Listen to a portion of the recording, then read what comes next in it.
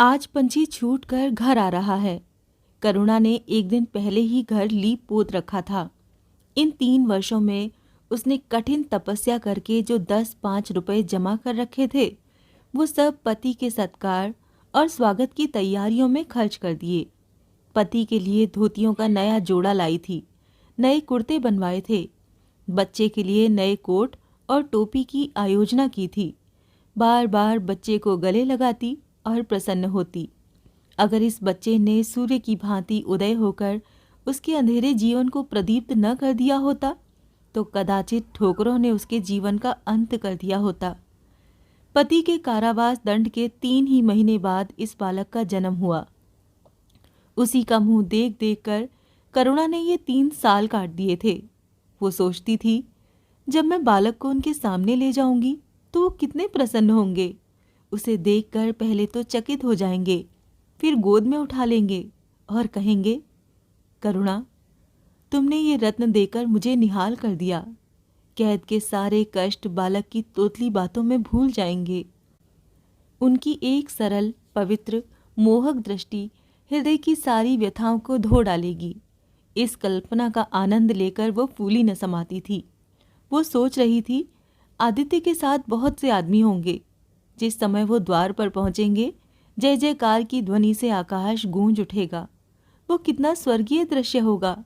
उन आदमियों के बैठने के लिए करुणा ने एक फटा सा टाट बिछा दिया था, कुछ पान बना दिए थे और बार बार आशामय नेत्रों से द्वार की ओर ताकती थी।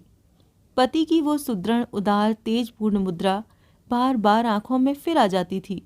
उनकी वो बातें बार बार याद आती थीं जो चलते समय उनके मुख से निकलती थीं। उनका वो धैर्य, वो आत्मबल जो पुलिस के प्रहारों के सामने भी अटल रहा था। वो मुस्कुराहट जो उस समय भी उनके अधरों पर खेल रही थी। वो आत्माभिमान जो उस समय भी उनके मुख से टपक रहा था। क्या करुणा के हृदय से कभी विस्मृत हो सकता था? उसका स्मरण आते ही करुणा के निस्तेज मुख पर आत्मगौरव की लालिमा छा गई। यही वो अवलंब था जिसने इन 3 वर्षों की घोर यातनाओं में भी उसके हृदय को आश्वासन दिया था। कितनी ही रातें फाकों से गुजरी, बहुधा घर में दीपक जलने की नौबत भी न आती थी, पर दीनता के आंसू कभी उसकी आंखों से न गिरे। आज उन सारी विपत्तियों का अंत हो जाएगा। पति के प्रगाढ़ आलिंगन में वो सब कुछ हंसकर झेल लेगी। वो अनंत निधि पाकर फिर उसे कोई अभिलाषा न रहेगी। गगन पथ का चिरगामी लपका हुआ विश्राम की ओर चला जाता था, जहां संध्या ने सुनहरा फर्श सजाया था और उज्जवल पुष्पों की सेज बिछा रखी थी। उसी समय करुणा को एक आदमी लाठी टेकता आता दिखाई दिया, मानो किसी जीर्ण मनुष्य की वेदना ध्वनि हो।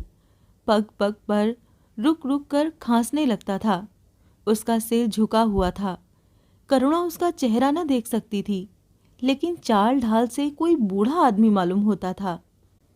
पर एक क्षण में जब वो समीप आ गया तो करुणा पहचान गई। वो उसका प्यारा पति ही था, किंतु शोक, उसकी सूरत कितनी बदल गई थी। वो जवानी, वो तेज, वो चपलता, वो सुगठन सब प्रस्थान कर चुका था। केवल हड्डियों का एक ढांचा रह गया था। न कोई संगी, न साथी, न यार, न दोस्त। करुणा उसे पहचानते ही बाहर निकल आई, पर आलिंगन की कामना हृदय में दब कर रह गई। सारे मंसूबे धूल में मिल गए। सारा मनोल्लास आंसुओं के प्रवाह में बह गया, विलीन हो गया। आदित्य ने घर में कदम रखते ही मुस्कुराकर करुणा को देखा, पर उस मुस्कान में वेदना का एक संसार भरा हुआ था। करुणा ऐसी शिथिल हो गई, मानो हृदय का स्पंदन रुक गया हो। वो फटी हुई आंखों से स्वामी की ओर टकटकी बांधे खड़ी थी, मानो उसे अपनी आंखों पर अब विश्वास न आता हो। स्वागत या दुख का एक शब्द भी उसके मुंह से न निकला। बालक भी गोद में बैठा हुआ सहमी आंखों से इस कंकाल को देख रहा था और माता की गोद में चिपटा जाता था। आखिर उसने कातर स्वर में कहा, ये तुम्हारी क्या दशा है? बिल्कुल पहचाने नहीं जाते। आदित्य ने उसकी चिंता को शांत करने के लिए मुस्कुराने की चेष्टा करके कहा, कुछ नहीं, जरा दुबला हो गया हूं। तुम्हारे हाथों का भोजन पाकर फिर स्वस्थ हो जाऊंगा। करुणा, छी, सूख कर कांटा हो गए। क्या वहाँ भरपेट भोजन नहीं मिलता? तुम कहते थे राजनीतिक आदमियों के साथ बड़ा अच्छा व्यवहार किया जाता है, और वो तुम्हारे साथी क्या हो गए जो तुम्हें आठों पहर घेरे रहते थे, तुम्हारे पसीने की जगह खून बहाने को तैयार रहते थे। आदित्य की त्योरियों पर बल पड़ गए। बोले, ये बड़ा ही कटु अनुभव है करुणा। मुझे न मालूम था कि मेरे कैद होते ही लोग मेरी ओर से यूं आंखें फेर लेंगे, कोई बात भी न पूछेगा। राष्ट्र के नाम पर मिटने वालों का यही पुरस्कार है, ये मुझे न मालूम था। जनता अपने सेवकों को बहुत जल्द भूल जाती है, ये तो मैं जानता था, लेकिन अपने सहयोगी और सहायक इतने बेवफा होते हैं, इसका मुझे ये पहला ही अनुभव हुआ। लेकिन मुझे किसी से शिकायत नहीं। सेवा स्वयं अपना पुरस्कार है। मेरी भूल थी कि मैं इसके लिए यश और नाम चाहता था। तो क्या वहाँ भोजन भी न मिलता था? ये न पूछो करुणा, बड़ी करुण कथा है। बस यही गनीमत समझो कि जीता लौट आया, तुम्हारे दर्शन बदे थे। नहीं, कष्ट तो ऐसे ऐसे उठाए कि अब तक मुझे प्रस्थान कर जाना चाहिए था। मैं ज़रा लेटूंगा, खड़ा नहीं रहा जाता। दिन भर मैं इतनी दूर आया हूँ। पहले चलकर कुछ खा लो, तो आराम से लेटो। बालक को गोद में उठाकर, बाबूजी हैं बेटा, तुम्हारे बाबूजी, इनकी गोद में जाओ, तुम्हें प्यार करेंगे। आदित्य ने आंसू भरी आंखों से बालक को देखा और उनका एक एक रोम उनका तिरस्कार करने लगा। अपनी जीर्ण दशा पर उन्हें कभी इतना दुख न हुआ था। ईश्वर की असीम दया से यदि उनकी दशा संभल जाती तो वो फिर कभी राष्ट्रीय आंदोलन के समीप न जाते। इस फूल से बच्चे को यूं संसार में लाकर दरिद्रता की आग में झोंकने का उन्हें क्या अधिकार था? वो अब लक्ष्मी की उपासना करेंगे और अपने क्षुद्र जीवन बच्चे के लालन पालन के लिए अर्पित कर देंगे। उन्हें इस समय ऐसा ज्ञात हुआ कि बालक उन्हें उपेक्षा की दृष्टि से देख रहा है, मानो कह रहा है, मेरे साथ आपने कौन सा कर्तव्य पालन किया? उनकी सारी कामना, सारा प्यार बालक को हृदय से लगा देने के लिए अधीर हो उठा, पर हाथ फैल न सके, हाथों में शक्ति ही न थी। करुणा बालक को लिए हुए उठी और थाली में कुछ भोजन निकाल कर लाई। आदित्य ने क्षुधापूर्ण नेत्रों से थाली की ओर देखा, मानो आज बहुत दिनों के बाद कोई खाने की चीज सामने आई है। जानता था कि कई दिनों के उपवास के बाद और अयोग्य की इस कई गुजरी दशा में उसे जबान को काबू में रखना चाहिए, पर सब्र न कर सका। थाली पर टूट पड़ा और देखते ही देखते थाली साफ कर दी। करुणा सशंक हो गई। उसने दोबारा किसी चीज के लिए न पूछा, थाली उठाकर चली गई, पर उसका दिल कह रहा था, इतना तो कभी न खाते थे। करुणा बच्चे को कुछ खिला रही थी कि एकाएक कानों में आवाज आई, करुणा। करुणा ने आकर पूछा, क्या तुमने मुझे पुकारा है? आदित्य का चेहरा पीला पड़ गया था और सांसें जोर जोर से चल रही थीं। हाथों के सहारे वहीं टाट पर लेट गए थे। करुणा उनकी ये दशा देखकर घबरा गई। बोली, जाकर किसी वैद्य को बुला लाऊं? आदित्य ने हाथ के इशारे से उसे मना करके कहा, व्यर्थ है करुणा, अब तुमसे छिपाना व्यर्थ है। मुझे तपेदिक हो गया है, कई बार मरते मरते बच गया हूँ। तुम लोगों के दर्शन बदे थे, इसीलिए प्राण न निकलते थे। देखो देखो प्रिय, रो मत। करुणा ने सिसकियों को दबाते हुए कहा, मैं वैद्य को लेकर अभी आती हूँ। आदित्य ने फिर सिर हिलाया, नहीं करुणा, केवल मेरे पास बैठी रहो। अब किसी से कोई आशा नहीं है, डॉक्टरों ने जवाब दे दिया है। मुझे तो ये आश्चर्य है कि यहाँ पहुँच कैसे गया। न जाने कौन दैवी शक्ति मुझे वहाँ से खींच लाई। कदाचित ये इस बुझते हुए दीपक की अंतिम झलक थी। मैंने तुम्हारे साथ बड़ा अन्याय किया, इसका मुझे हमेशा दुख रहेगा। मैं तुम्हें कोई आराम न दे सका, तुम्हारे लिए कुछ न कर सका, केवल सुहाग का दाग लगाकर और एक बालक के पालन का भार छोड़कर चला जा रहा हूँ। करुणा ने हृदय को दृढ़ करके कहा, तुम्हें कहीं दर्द तो नहीं है? आग बना लाऊं? कुछ बताते क्यों नहीं? आदित्य ने करवट बदल कर कहा, कुछ करने की जरूरत नहीं है करुणा, कहीं दर्द नहीं। बस ऐसा मालूम हो रहा है कि दिल बैठा जाता है, जैसे पानी में डूबा जाता है। जीवन की लीला समाप्त हो रही है। दीपक को बुझते हुए देख रहा हूँ। कह नहीं सकता कब आवाज़ बंद हो जाए। जो कुछ कहना है वो कह डालना चाहता हूँ। क्यों वो लालसा ले जाऊँ? मेरे एक प्रश्न का जवाब दोगी? पूछूं? करुणा के मन की सारी दुर्बलता, सारा शोक, सारी वेदना मानो लुप्त हो गई और उनकी जगह पर उस आत्मबल का उदय हुआ जो मृत्यु पर हंसता है और विपत्ति के सांपों से खेलता है। रत्न जटित मखमली म्यान में जैसे तेज तलवार छिपी रहती है, जल के कोमल प्रवाह में जैसे असीम शक्ति छिपी रहती है, वैसे ही रमणी का कोमल हृदय साहस और धैर्य को अपनी गोद में छिपाए रहता है। क्रोध जैसे तलवार को बाहर खींच लेता है, विज्ञान जैसे जल शक्ति का उद्घाटन कर लेता है, वैसे ही प्रेम रमणी के साहस और धैर्य को प्रदीप्त कर देता है। करुणा ने पति के सिर पर हाथ रखते हुए कहा, पूछते क्यों नहीं? आदित्य ने करुणा के हाथों के कोमल स्पर्श का अनुभव करते हुए कहा, तुम्हारे विचार में मेरा जीवन कैसा था? बधाई के योग्य। देखो, तुमने मुझसे कभी पर्दा नहीं रखा। इस समय भी स्पष्ट कहना, तुम्हारे विचार में मुझे अपने जीवन पर हंसना चाहिए या रोना चाहिए? करुणा ने उल्लास के साथ कहा, ये प्रश्न क्यों करते हो प्रियतम? क्या मैंने तुम्हारी उपेक्षा कभी की है? तुम्हारा जीवन देवताओं का सा जीवन था, निस्वार्थ, निर्लिप्त और आदर्श। विघ्न बाधाओं से तंग आकर मैंने तुम्हें कितनी ही बार संसार की ओर खींचने की चेष्टा की है, पर उस समय भी मैं मन में जानती थी कि मैं तुम्हें ऊंचे आसन से गिरा रही हूँ। अगर तुम मोह माया में फंसे होते तो कदाचित मेरे मन को अधिक संतोष होता, लेकिन मेरी आत्मा को वो गर्व और उल्लास न होता जो इस समय हो रहा है। मैं अगर किसी को बड़े से बड़ा आशीर्वाद दे सकती हूँ तो वो यही होगा कि उसका जीवन तुम्हारे जैसा हो। ये कहते कहते करुणा का आभाहीन मुखमंडल ज्योतिर्मय हो गया, मानो उसकी आत्मा दिव्य हो गई हो। आदित्य ने सगर्व नेत्रों से करुणा को देखकर कहा, बस अब मुझे संतोष हो गया करुणा। इस बच्चे की ओर से मुझे कोई शंका नहीं है।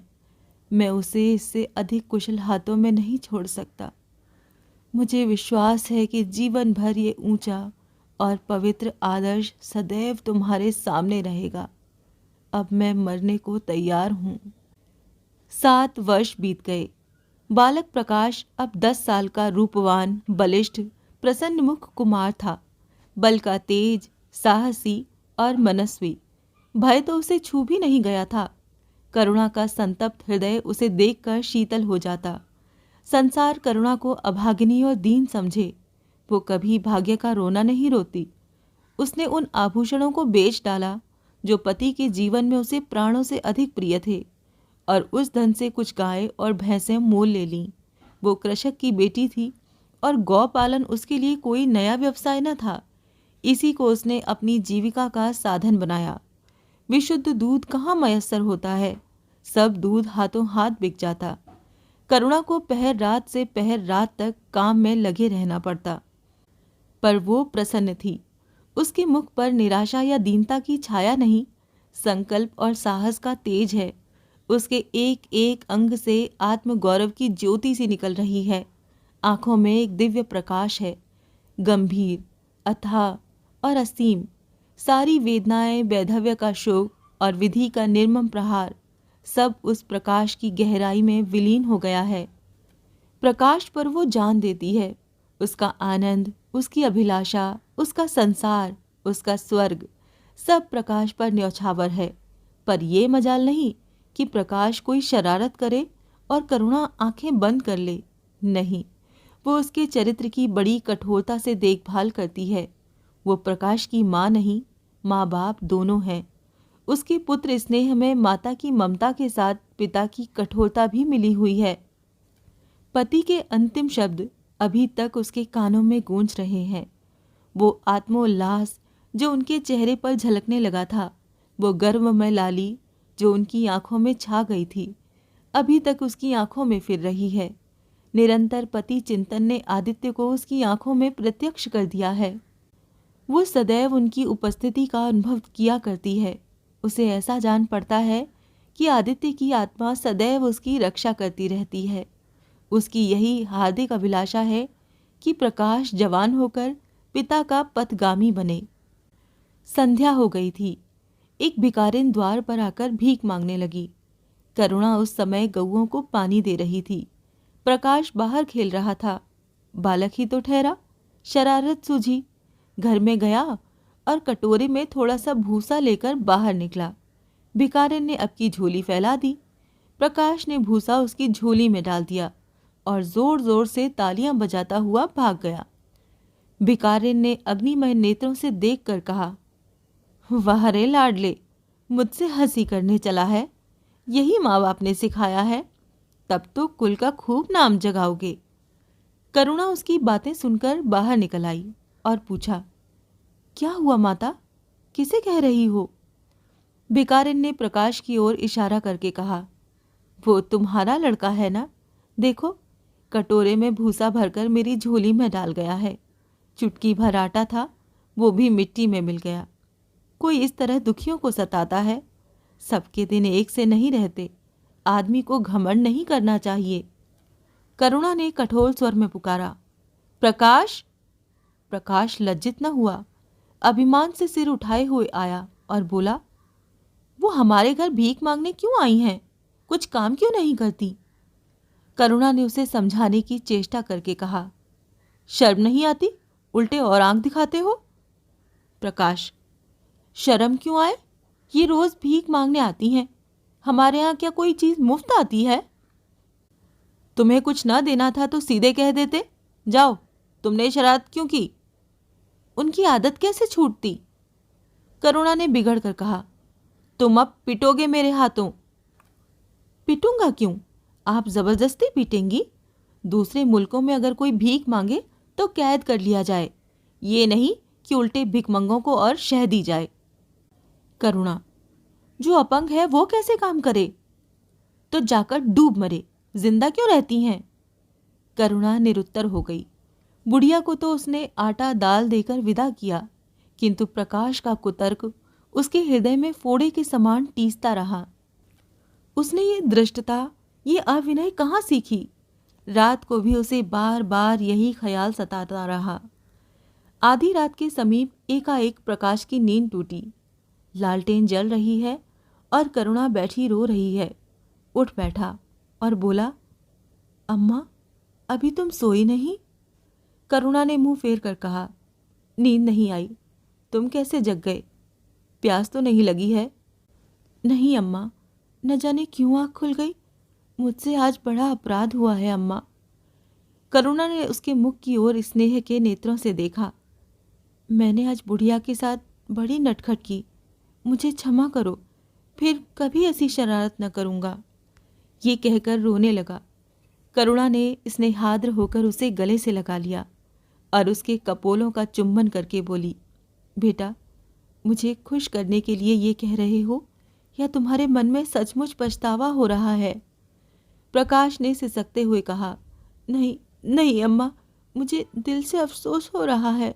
अब की वो बुढ़िया आएगी तो मैं उसे बहुत से पैसे दूंगा। करुणा का हृदय मतवाला हो गया। ऐसा जान पड़ा आदित्य सामने खड़े बच्चे को आशीर्वाद दे रहे हैं और कह रहे हैं, करुणा, क्षोभ मत कर, प्रकाश अपने पिता का नाम रोशन करेगा, तेरी संपूर्ण कामनाएं पूरी हो जाएंगी।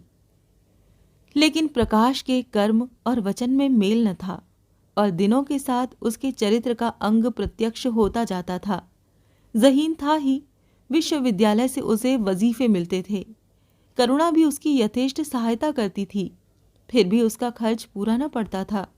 वो मितव्ययिता और सरल जीवन पर विद्वता से भरे हुए व्याख्यान दे सकता था पर उसका रहन सहन फैशन के अंधभक्तों से जौ भर घटकर न था।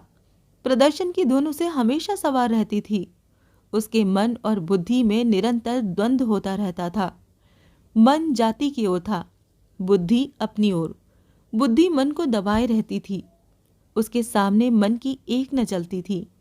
जाति सेवा ऊसर की खेती है। वहां बड़े से बड़ा उपहार जो मिल सकता है वो है गौरव और यश, पर वो भी स्थायी नहीं, इतना अस्थिर कि क्षण में जीवन भर की कमाई पर पानी फिर सकता है। अतएव उसका अंतःकरण अनिवार्य वेग के साथ विलासमय जीवन की ओर झुकता था, यहाँ तक कि धीरे धीरे उसे त्याग और निग्रह से घृणा होने लगी। वो दुर्वस्था और दरिद्रता को हेय समझता था। उसके हृदय न था, भाव न थे, केवल मस्तिष्क था। मस्तिष्क में दर्द कहाँ, वहां तो तर्क हैं, मंसूबे हैं। सिंध में बाढ़ आई, हजारों आदमी तबाह हो गए। विद्यालय ने वहां एक सेवा समिति भेजी। प्रकाश के मन में द्वंद्व होने लगा, जाऊं या ना जाऊं। इतने दिनों अगर वो परीक्षा की तैयारी करे तो प्रथम श्रेणी में पास हो। चलते समय उसने बीमारी का बहाना कर दिया। करुणा ने लिखा, तुम सिंध न गए, इसका मुझे दुख है। तुम बीमार रहते हुए भी वहां जा सकते थे। समिति में चिकित्सक भी तो थे। प्रकाश ने पत्र का कोई उत्तर न दिया। उड़ीसा में अकाल पड़ा। प्रजा मक्खियों की तरह मरने लगी। कांग्रेस ने पीड़ितों के लिए एक मिशन तैयार किया। उन्हीं दिनों विद्यालयों ने इतिहास के छात्रों को ऐतिहासिक खोज के लिए लंका भेजने का निश्चय किया। करुणा ने प्रकाश को लिखा, तुम उड़ीसा जाओ। किंतु प्रकाश लंका जाने को ललायित था। वो कई दिन इसी दुविधा में रहा। अंत को श्रीलंका ने उड़ीसा पर विजय पाई। करुणा ने अब की उसे कुछ न लिखा, चुपचाप रोती रही। श्रीलंका से लौटकर प्रकाश छुट्टियों में घर गया। करुणा उससे खिंची खिंची रही। प्रकाश मन में लज्जित हुआ और संकल्प किया कि अब की कोई अवसर आया तो अम्मा को अवश्य प्रसन्न करूंगा। ये निश्चय करके वो विद्यालय लौटा। लेकिन यहाँ आते ही फिर परीक्षा की फिक्र सवार हो गई। यहाँ तक कि परीक्षा के दिन आ गए, मगर इम्तिहान से फुर्सत पाकर भी प्रकाश घर न गया। विद्यालय के एक अध्यापक कश्मीर सैर करने जा रहे थे। प्रकाश उन्हीं के साथ कश्मीर चल खड़ा हुआ। जब परीक्षा फल निकला और प्रकाश प्रथम आया, तब उसे घर की याद आई। उसने तुरंत करुणा को पत्र लिखा और अपने आने की सूचना दी। माता को प्रसन्न करने के लिए उसने 2-4 शब्द जाति सेवा के विषय में भी लिखे। अब मैं आपकी आज्ञा का पालन करने को तैयार हूँ। मैंने शिक्षा संबंधी कार्य करने का निश्चय किया है। इसी विचार से मैंने वो विशिष्ट स्थान प्राप्त किया है। हमारे नेता भी तो विद्यालयों के आचार्यों ही का सम्मान करते हैं। अभी तक इन उपाधियों के मोह से वो मुक्त नहीं हुए हैं। हमारे नेता भी योग्यता, सदुत्साह, लगन का उतना सम्मान नहीं करते जितना उपाधियों का। अब मेरी इज्जत करेंगे और जिम्मेदारी का काम सौंपेंगे, जो पहले मांगे भी न मिलता था। करुणा की आस फिर बंधी। विद्यालय खुलते ही प्रकाश के नाम रजिस्ट्रार का पत्र पहुंचा। उन्होंने प्रकाश को इंग्लैंड जाकर विद्याभ्यास करने के लिए सरकारी वजीफे की मंजूरी की सूचना दी थी। प्रकाश पत्र हाथ में लिए हर्ष के उन्माद में जाकर मां से बोला, अम्मा, मुझे इंग्लैंड जाकर पढ़ने के लिए सरकारी वजीफा मिल गया। करुणा ने उदासीन भाव से पूछा, तो तुम्हारा क्या इरादा है? मेरा इरादा? ऐसा अवसर पाकर भला कौन छोड़ता है? तुम तो स्वयंसेवकों में भर्ती होने जा रहे थे। तो आप समझती हैं स्वयंसेवक बन जाना ही जाति सेवा है? मैं इंग्लैंड से आकर भी तो सेवा कार्य कर सकता हूँ। और अम्मा, सच पूछो तो एक मजिस्ट्रेट अपने देश का जितना उपकार कर सकता है, उतना 1000 स्वयंसेवक मिलकर भी नहीं कर सकते। मैं तो सिविल सर्विस की परीक्षा में बैठूंगा और मुझे विश्वास है कि सफल हो जाऊंगा। करुणा ने चकित होकर पूछा, तो क्या तुम मजिस्ट्रेट हो जाओगे? सेवा भाव रखने वाला एक मजिस्ट्रेट कांग्रेस के 1000 सभापतियों से ज्यादा उपकार कर सकता है। अखबारों में उसकी लंबी लंबी तारीफें न छपेंगी, उसकी वक्तृताओं पर तालियां न बजेंगी, जनता उसके जुलूस की गाड़ी न खींचेगी और न विद्यालयों के छात्र उसको अभिनंदन पत्र देंगे। पर सच्ची सेवा मजिस्ट्रेट ही कर सकता है। करुणा ने आपत्ति के भाव से कहा, लेकिन यही मजिस्ट्रेट तो जाति के सेवकों को सजाएं देते हैं, उन पर गोलियां चलवाते हैं। अगर मजिस्ट्रेट के हृदय में परोपकार का भाव है तो वो नरमी से वही काम करता है जो दूसरे गोलियां चलाकर भी नहीं कर सकते। मैं ये नहीं मानूंगी। सरकार अपने नौकरों को इतनी स्वाधीनता नहीं देती, वो एक नीति बना देती है और हर एक सरकारी नौकर को उसका पालन करना पड़ता है। सरकार की पहली नीति ये है कि वो दिन दिन अधिक संगठित और दृढ़ हो। इसके लिए स्वाधीनता के भावों का दमन करना जरूरी है। अगर कोई मजिस्ट्रेट इस नीति के विरुद्ध काम करता है तो वो मजिस्ट्रेट न रहेगा। वो हिंदुस्तानी था जिसने तुम्हारे बाबूजी को जरा सी बात पर 3 साल की सजा दे दी। इसी सजा ने उनके प्राण लिए। बेटा, मेरी इतनी बात मानो, सरकारी पदों पर ना गिरो। मुझे ये मंजूर है कि तुम मोटा खाकर और मोटा पहनकर देश की कुछ सेवा करो, इसके बदले कि तुम हाकिम बन जाओ और शान से जीवन बिताओ। ये समझ लो कि जिस दिन तुम हाकिम की कुर्सी पर बैठोगे उस दिन से तुम्हारा दिमाग हाकिमों का सा हो जाएगा। तुम यही चाहोगे कि अफसरों में तुम्हारी नेक नामी और तरक्की हो। एक गंवारू मिसाल लो। लड़की जब तक मैके में कुंवारी रहती है वो अपने को उसी घर की समझती है, लेकिन जिस दिन ससुराल चली जाती है वो अपने घर को दूसरों का घर समझने लगती है। माँ बाप भाई बंधु सब वही रहते हैं, लेकिन वो घर अपना नहीं रहता। यही दुनिया का दस्तूर है। प्रकाश ने खींच कर कहा, तो क्या आप यही चाहती हैं कि मैं जिंदगी भर चारों तरफ ठोकरें खाता फिरूं? करुणा कठोर नेत्रों से देखकर बोली, अगर ठोकर खाकर आत्मा स्वाधीन रह सकती है तो मैं कहूंगी ठोकर खाना अच्छा है। प्रकाश ने निश्चयात्मक भाव से कहा, तो क्या आपकी यही इच्छा है? करुणा ने उसी स्वर में उत्तर दिया, हाँ, मेरी यही इच्छा है। प्रकाश ने कुछ जवाब न दिया, उठकर बाहर चला गया और तुरंत रजिस्ट्रार को इनकारी पत्र लिख भेजा। मगर उसी क्षण से मानो उसके सिर पर विपत्ति ने आसन जमा लिया। विरक्त और विमन्न अपने कमरे में पड़ा रहता, न कहीं घूमने जाता, न किसी से मिलता, मुंह लटकाए भीतर आता और फिर बाहर चला जाता।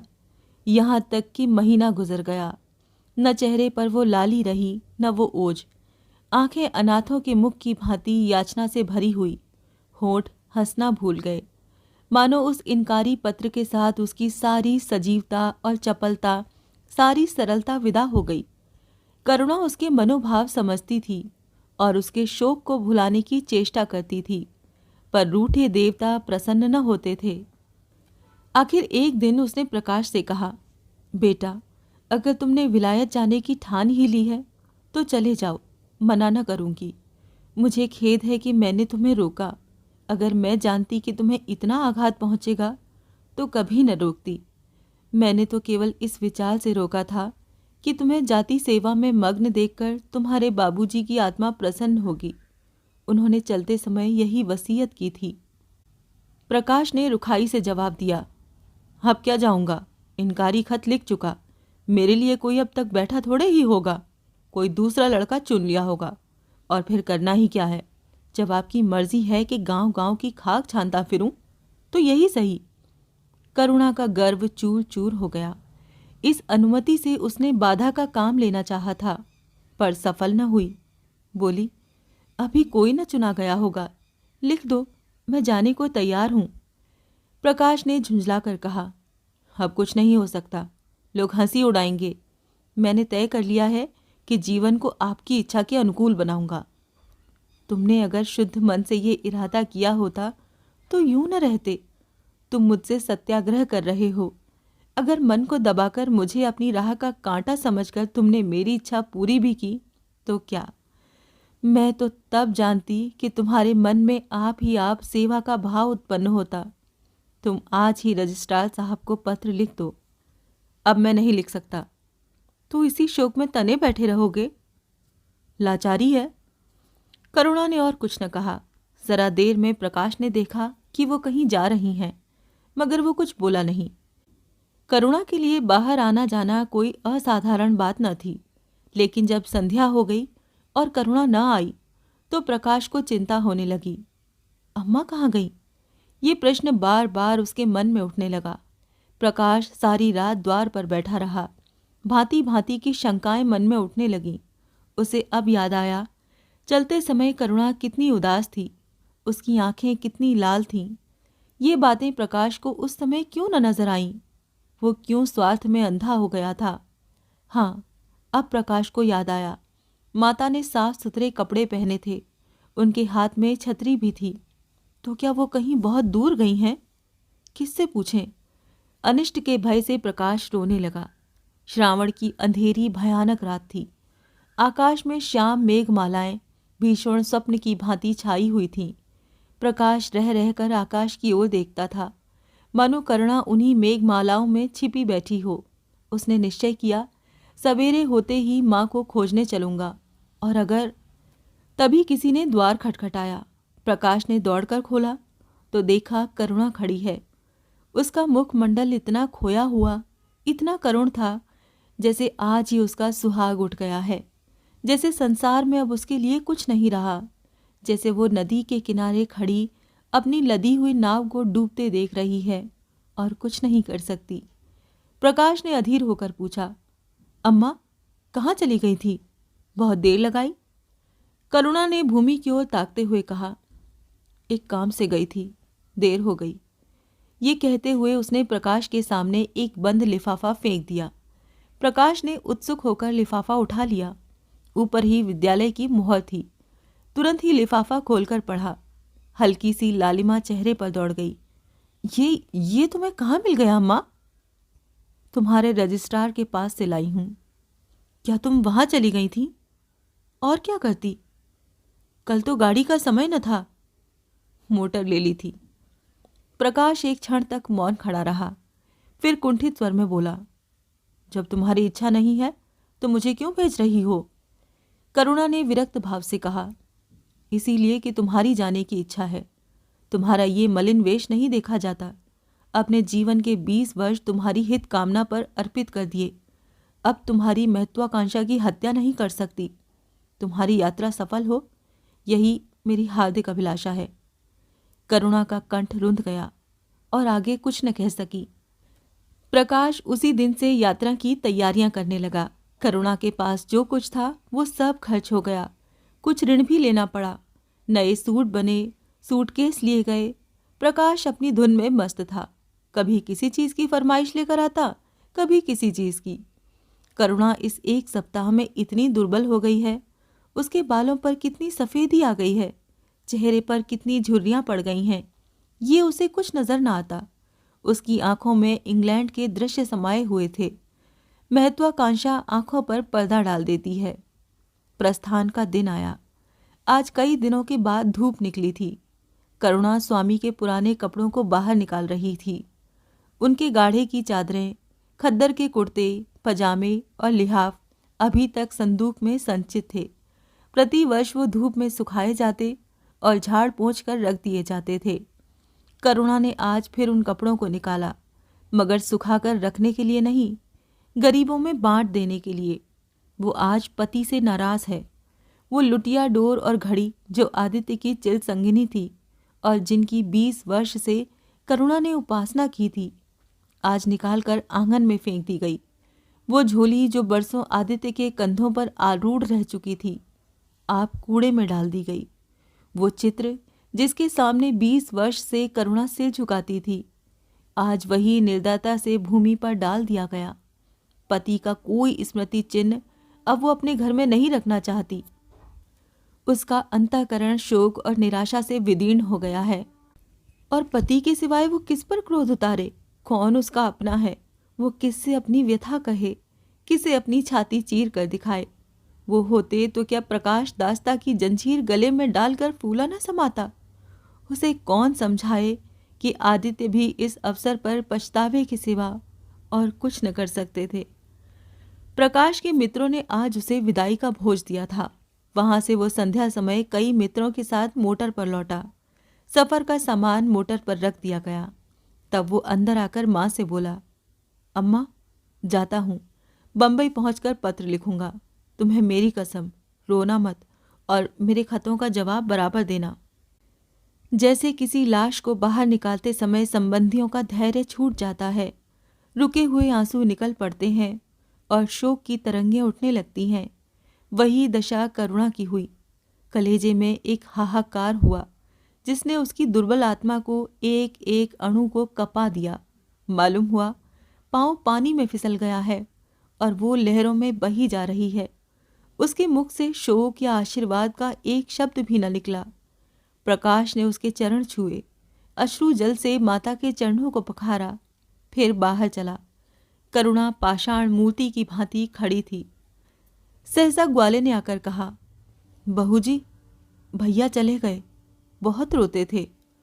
तब करुणा की समाधि टूटी। देखा सामने कोई नहीं है।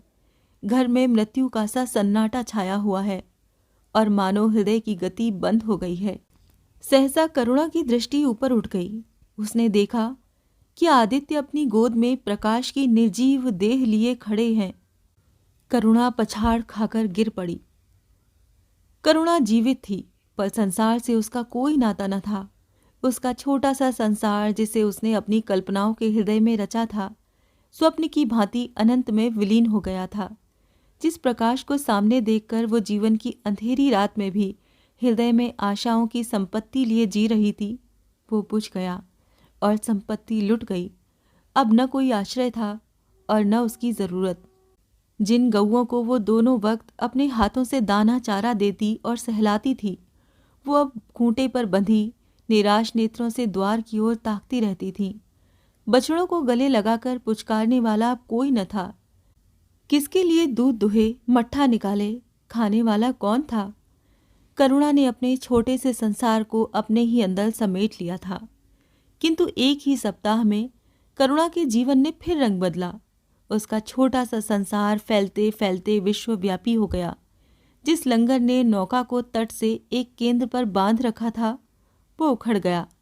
अब नौका सागर के अशेष विस्तार में भ्रमण करेगी, चाहे वो उद्दाम तरंगों के वक्ष में ही क्यों न विलीन हो जाए। करुणा द्वार पर आ बैठती और मोहल्ले भर के लड़कों को जमा करके दूध पिलाती। दोपहर तक मक्खन निकालती और वो मक्खन मोहल्ले के लड़के खाते। फिर भांति भांति के पकवान बनाती और कुत्तों को खिलाती। अब यही उसका नित्य का नियम हो गया। चिड़िया, कुत्ते, बिल्लियाँ, चींटे, चींटियाँ सब अपने हो गए। प्रेम का वो द्वार अब किसी के लिए बंद न था। उस अंगुल भर जगह में जो प्रकाश के लिए भी काफी न थी, अब समस्त संसार समा गया था। एक दिन प्रकाश का पत्र आया। करुणा ने उसे उठाकर फेंक दिया। फिर थोड़ी देर के बाद उसे उठाकर फाड़ डाला और चिड़ियों को दाना चुगाने लगी। मगर जब निशा योगिनी ने अपनी धूनी जलाई और वेदनाएं उससे वरदान मांगने के लिए विकल हो कर चली, तो करुणा की मनोवेदना भी सजग हो उठी। प्रकाश का पत्र पढ़ने के लिए उसका मन व्याकुल हो उठा। उसने सोचा, प्रकाश मेरा कौन है? मेरा उससे क्या प्रयोजन? हाँ, प्रकाश मेरा कौन है? हाँ, प्रकाश मेरा कौन है? हृदय ने उत्तर दिया, प्रकाश तेरा सर्वस्व है। वो तेरे उस अमर प्रेम की निशानी है जिससे तू सदैव के लिए वंचित हो गई। वो तेरा प्राण है, तेरे जीवन दीपक का प्रकाश, तेरी वंचित कामनाओं का माधुर्य, तेरे अश्रु जल में विहार करने वाला हंस। करुणा उस पत्र के टुकड़ों को जमा करने लगी, माना उसके प्राण बिखर गए हों। एक एक टुकड़ा उसे अपने खोए हुए प्रेम का एक पद चिन्ह सा मालूम होता था। जब सारे पुर्जे जमा हो गए तो करुणा दीपक के सामने बैठकर उसे जोड़ने लगी, जैसे कोई वियोगी हृदय प्रेम के टूटे हुए तारों को जोड़ रहा हो। हाय री ममता! वो अभागिन सारी रात उन पुर्जों को जोड़ने में लगी रही। पत्र दोनों ओर लिखा था, इसीलिए पुर्जों को ठीक स्थान पर रखना और भी कठिन था। कोई शब्द, कोई वाक्य बीच में गायब हो जाता। उस एक टुकड़े को वो फिर खोजने लगती। सारी रात बीत गई, पर पत्र अभी तक अपूर्ण था। दिन चढ़ाया। मोहल्ले के लड़के मक्खन और दूध की चाह में इकट्ठे हो गए। कुत्ते और बिल्लियों का आगमन हुआ। चिड़ियां आ आकर आंगन में फुदकने लगी। कोई ओखली पर बैठी, कोई तुलसी के चौतरे पर करुणा को सिर उठाने तक की फुर्सत नहीं। दोपहर हुआ, करुणा ने सिर न उठाया। न भूख थी न प्यास। फिर संध्या हो गई, पर वो पत्र अभी तक अधूरा था। पत्र का आशय समझ में आ रहा था। प्रकाश का जहाज कहीं से कहीं जा रहा है। उसके हृदय में कुछ उठा हुआ है। क्या उठा हुआ है, ये करुणा न सोच सकी। करुणा पत्र की लेखनी से निकले हुए एक एक शब्द को पढ़ना और उसे हृदय पर अंकित कर लेना चाहती थी। इस भांति 3 दिन गुजर गए। संध्या हो गई थी।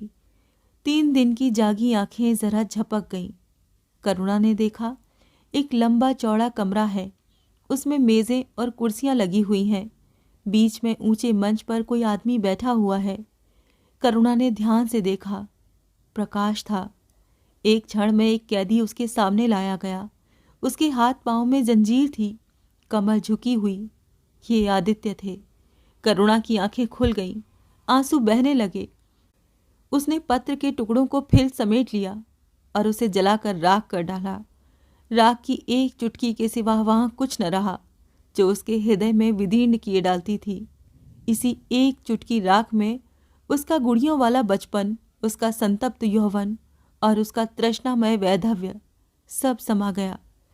प्रातःकाल लोगों ने देखा, पंछी पिंजरे से उड़ चुका था।